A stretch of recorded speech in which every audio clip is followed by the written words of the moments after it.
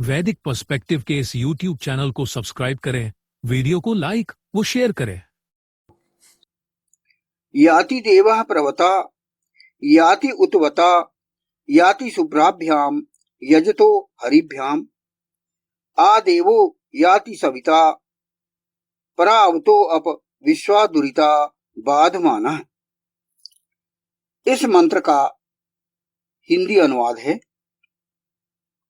गमन करता है देव नीचे के मार्ग से, गमन करता है ऊपर के मार्ग से, गमन करता है यजन करने वाले के शुभ्र दो हरितों द्वारा, गमन करता है सर्वोत्पादक देव दूर से समस्त दुष्टों को दूर करता हुआ। तो यह जो है तृतीय मंत्र यहां पर लिया गया, जिसका भाष्य हमने पूर्व में ले चुके हैं। अब इसकी प्रमुख विशेषताएं यहां पर बताई जा रही हैं। इसमें मंत्रांश लिया गया है। गमन करता है देव नीचे के मार्ग से, गमन करता है ऊपर के मार्ग से। देव अर्थात दिव्यकर्म करने वाला। जैसा कि हम जानते हैं, इन 35वें सूक्त के द्वितीय मंत्र से लेकर 11वें मंत्र तक अर्थात एकादश मंत्र तक प्रमुख विषय है सविता।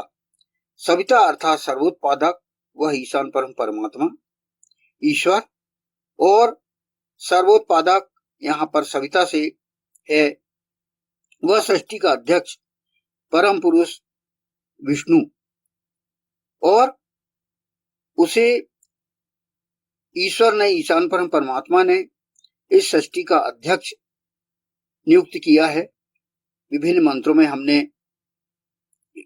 ज्ञात किया, उसमें कहा गया है कि यो अस्य अध्यक्ष परमे व्योमन, परम व्योम का वह अध्यक्ष है।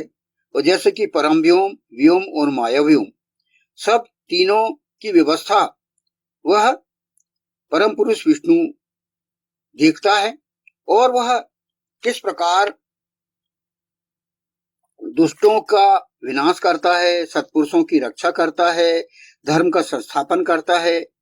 यह इस प्रमुख विषय, जैसे कि सविता प्रमुख विषय है, उस विषय में इन मंत्रों में विभिन्न रूप से ये बताया गया है। तो यहाँ पर वही बताया गया है कि हम भी वैसे ही बने, और जिस प्रकार विष्णु परम पुरुष की कार्यनीति है, वही कार्यनीति हम भी हमारे जीवन में अपनाएं। तो सर्वोत्पादक विष्णु परम पुरुष जो है वह समस्त दिव्य कर्म करने वाला है, और वह जनहित में, सृष्टि के हित में मार्गों का चयन करने में अपना समय नष्ट नहीं करता, बल्कि वह जनहित, विश्वहित, सृष्टि हित हेतु चाहे नीचे का मार्ग उपलब्ध हो अथवा ऊपर का मार्ग उपलब्ध हो, बिना किसी विलंब के गमन करता है। उसका ध्यान अपने लक्ष्य पर होता है। तो अतः ऐसे व्यक्ति को जो दिव्यकर्म करना चाहता है, उसे भी अपने गंतव्य लक्ष्य का ही ध्यान रखना चाहिए, ये यहां पर बताया गया है। तो इस हेतु व्यक्ति को चाहे वो थल मार्ग हो, जल मार्ग हो अथवा वायु मार्ग, जो भी मार्ग उपलब्ध हो, उसे तत्काल गमन करना चाहिए। जिस प्रकार विष्णु परम पुरुष का संपूर्ण इतिहास साक्षी है कि जनहित हेतु उसने वराह अवतार तक धारण किया है।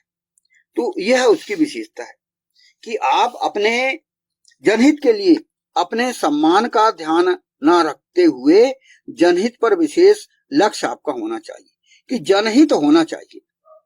जैसे भगवान विष्णु ने वराह अवतार लिए पृथ्वी की रक्षा के लिए, तो उन्होंने वो कार्य किया, तो वही कार्य भी हमें जनहित हेतु करना है। चाहे हमारे सम्मान में भी कोई चोट आ रही हो, तो हमें जनहित में यदि हमारा लक्ष्य है, तो वह कार्य हम निम्न स्तर का भी कार्य कर सकते हैं, करना चाहिए। यह इस मंत्र की भाषा बता रही है, इसका भावार्थ यही है। तो व्यक्ति जनहित के लिए कार्य करे। जिस प्रकार भगवान विष्णु परम पुरुष ने किया है, व्यक्ति जनहित के लिए कार्य करे। जैसे कि उद्देश्य ही है कृण्वन्तो विश्वम आर्यम, हर किसी का जीवन उद्देश्य विश्व को आर्य करना। हम स्वयं आर्य अर्थात श्रेष्ठ बने और हम विश्व को भी श्रेष्ठ बनाएं। तो जनहित के लिए कार्य करना चाहिए हमें, और हमारा उद्देश्य भी वही होना चाहिए। तो अब बात यहां निकली है, तो उसको हम समझने का प्रयास करें कि जनहित के लिए हम क्या ऐसे कार्य करें जिससे कि हमसे ईश्वर प्रसन्न हो और विष्णु परम पुरुष का हम अनुगामी बनने का पूरा तरह से प्रयास करें और हम उसके अनुयायी कहे जाने लायक हों, उस सृष्टि के अध्यक्ष के अनुयायी हम बन सके। तो जनहित के लिए हम क्या कार्य करें? जनहित अर्थात पब्लिक वेलफेयर, इसके लिए कार्य करना बहुत ही श्रेष्ठ और समाज उपयोगी उद्देश्य है। जनता के लिए, जनहित के लिए सबसे श्रेष्ठ कार्य कहा जाता है, और यह केवल बड़े कार्यों तक सीमित नहीं है। छोटे छोटे प्रयास भी समाज में बड़ा परिवर्तन ला सकते हैं।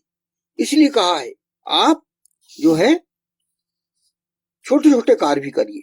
इसलिए यहां पर ये कहा गया है इसमें मंत्र में कि आप नीचे के मार्ग से भी गमन करें और ऊंचे के मार्ग से भी आप गमन करें। अर्थात आपको जरूरत पड़ने पर आप छोटे छोटे कार्य भी जनहित के लिए करें, जिस प्रकार विष्णु परम पुरुष ने किया है। तो छोटे छोटे प्रयास से भी समाज में बड़ा परिवर्तन लाया जा सकता है। तो यह हमारे लिए एक मतलब बहुत सरल समझ सके हम इसको। यह कार्य कोई कठिन नहीं है, यह कार्य कोई कठिन नहीं है। इसे हम बहुत ही सरल और व्यवहारिक रूप से समझने का प्रयास करते हैं। तो वो कौन से कार्य करें हम जनहित के लिए? पहला है व्यक्तिगत स्तर पर सत्य ईमानदारी अपनाएं। हम हमारे जीवन में सत्य और ईमानदारी अपनाएं। हर कार्य में हम नैतिकता रखें, स्वच्छता का ध्यान रखें, अपने घर और आसपास साफ सफाई रखें। जैसे कि स्वच्छ भारत अभियान चलाया गया, उससे हम प्रेरणा ले सकते हैं। तो यह एक छोटा प्रयास है, लेकिन जनहित के लिए है। जरूरतमंदों की सहायता करें, गरीब, बुजुर्ग, दिव्यांग लोगों की मदद करें, तभी तो हम विष्णु परम पुरुष के अनुयायी कहलाएंगे। तो यह हुआ व्यक्तिगत स्तर पर प्रयास। अब समाज के स्तर पर क्या कार्य किया जा सकता है जनहित के लिए? शिक्षा का प्रचार करें। जहां पर अशिक्षा हो वहां पर हम अधिक से अधिक शिक्षा दें। गरीब बच्चों को पढ़ाने में सहयोग करें। फिर पर्यावरण संरक्षण, जैसे पेड़ लगाएं, पानी बचाएं, रक्तदान व सेवा कार्य करें। समय समय पर हम रक्तदान या ब्लड डोनेशन का अभियान चलाएं। ये समाज सेवा के कार्य है। तो ये सामाजिक स्तर पर हम जनहित के लिए कार्य कर सकते हैं। तो ये दो कारण हो गए। दो कारण कौन कौन से? व्यक्तिगत स्तर पर सत्य, ईमानदारी, नैतिकता के माध्यम से। दूसरा है समाज के स्तर पर, सामाजिक स्तर पर, जो कि अभी हमने चर्चा की है। तीसरा है नैतिक और सामाजिक आचरण। ये कैसे हो? हम समाज में भेदभाव ना करें। जाति, धर्म और भाषा के आधार पर भेदभाव से बचें। एकता और सहयोग बढ़ाएं। समाज में प्रेम और भाईचारा बढ़ाएं। सत्य और अहिंसा का पालन करें,